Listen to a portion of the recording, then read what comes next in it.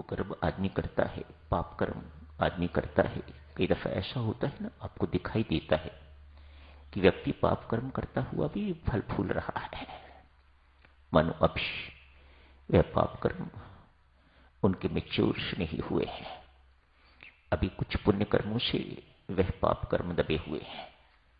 अतएव पुण्य कर्मों का फल तो मिल रहा है, लेकिन अभी पाप की बारी ही नहीं आई।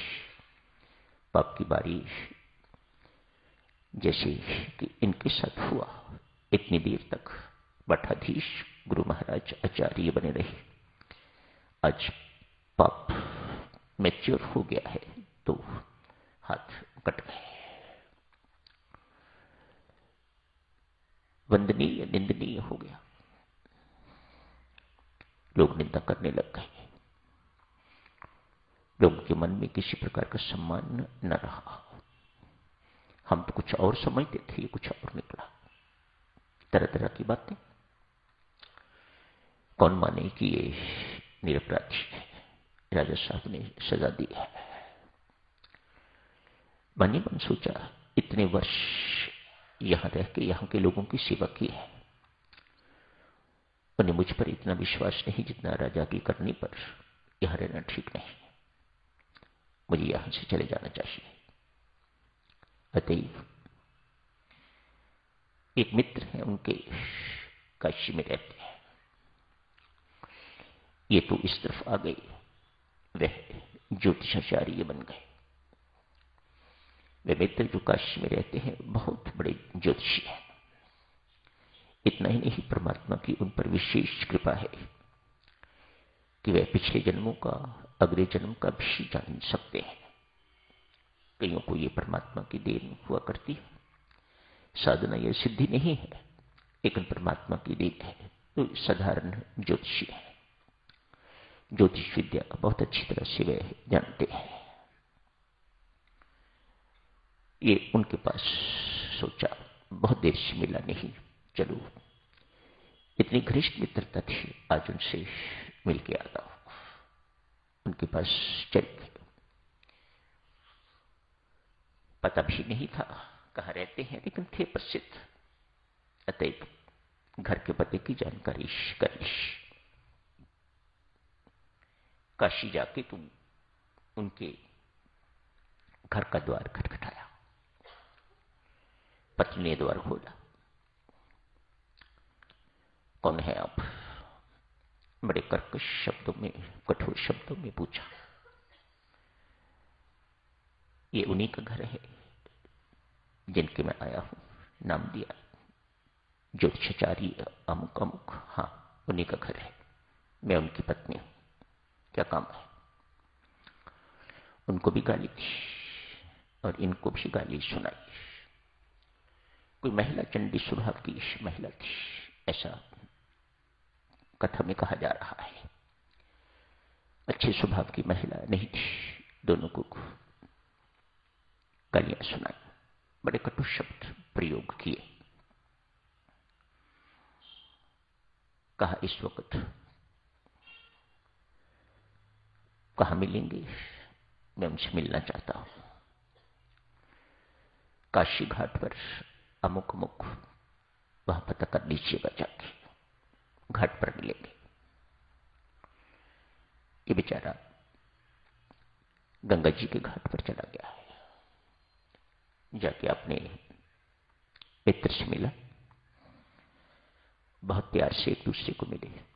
अरसे के बाद, लंबे अरसे के बाद चिरकाल प्रांत मिलन हुआ। आलिंगन किया। कहो मित्र, कैसी याद आई मेरी, कैसे आना हुआ, ये क्या हुआ है? तुम्हारे हाथ ऐसे तो नहीं थे। कहा इसकी बात तो मैं बाद में करूंगा, पहले ये बताओ, मैं तेरे घर से होकर आ रहा हूं, तो इतना महान पंडित, इतना बड़ा ज्योतिषाचार्य, तेरी पत्नी इतनी कर्कश स्वभाव की। मेरी पहली मुलाकात उसने सदा स्मरणीय मुलाकात बना दी। इतना कठोर स्वभाव, ऐसा दुर्व्यवहार मेरे लिए भूलना कठिन। इतना बड़ा व्यक्ति होने के बावजूद भी तू अपनी पत्नी का कुछ नहीं कर सका। तेरे साथ उसने जीवन व्यतीत कर दिया, तो उसका स्वभाव नहीं बदल सका। कहा मित्र कर्मों के खेल हैं, ये तो भुगत नहीं पड़ते, बदलने से बदलते नहीं। मेरी ऐसी कमाई नहीं, कल भी आपसे की थी। भक्ति बहुत कुछ बदल के रख सकती है। ज्ञान चीजों को प्रकाशित करता है।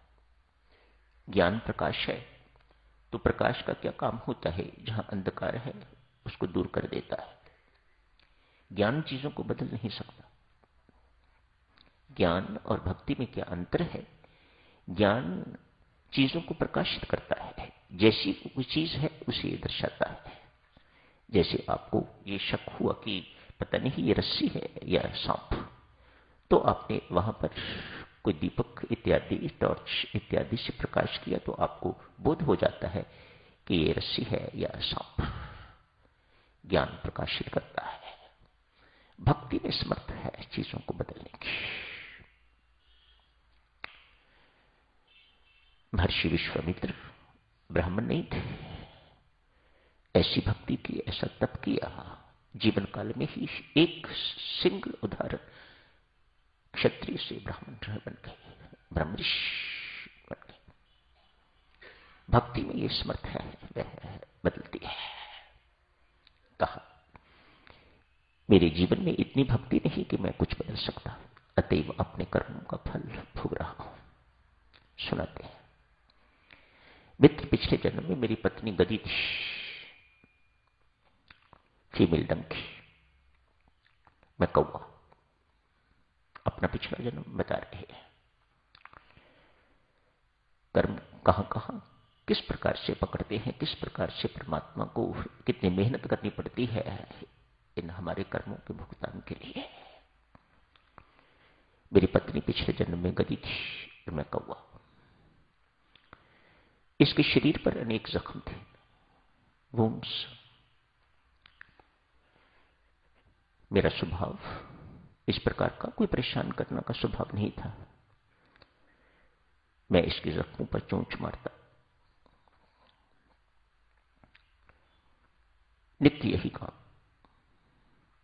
ये भी उधर उधर ही घूमती होती, मैं भी उड़ता अड़ाता उसके पास आ जाता, मेरा भोजन भी मिल जाता मुझे, और अपने स्वभाव के अनुसार चोंच मारना मेरा स्वभाव है, मैं चोंच मारता था। आज हुआ यूं, चोंच इतने जोर से बच गई कि मेरी चोंच इसकी हड्डी में फंस गई। लाख प्रयत्न करने पर भी मैं चोंच अपनी खींच न